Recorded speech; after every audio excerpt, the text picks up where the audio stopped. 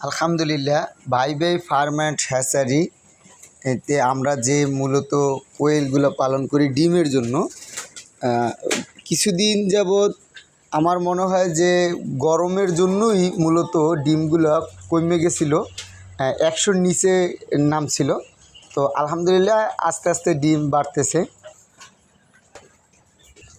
মাশাআল্লাহ, কত সুন্দর! এক জায়গায় অনেকগুলো ডিম। মূলত ডিমগুলো এমন পরিমাণে কম ছিল যে এতগুলো ডিম আমি একসাথে কোনো কর্নারে দেখি নাই। আমি আপনাদেরকে একটু দেখাই। মূলত আমি ডিম উঠাইতে আসছি। ওরা একটু কণায় কণায় মানে ডিমগুলো বেশি দিয়ে থাকে, মাঝে ওই রকম একটা দেয় না। তো আলহামদুলিল্লাহ আমার কোয়েলগুলো, আমি ভাবছিলাম হয়তো অসুস্থ। আমি যেহেতু নূতন উদ্যোক্তা, সেক্ষেত্রে অনেক অভিজ্ঞতাই আমার নাই।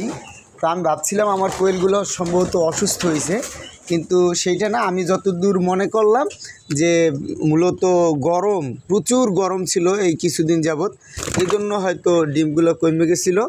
আলহামদুলিল্লাহ আস্তে আস্তে ডিমগুলো বাড়তেছে।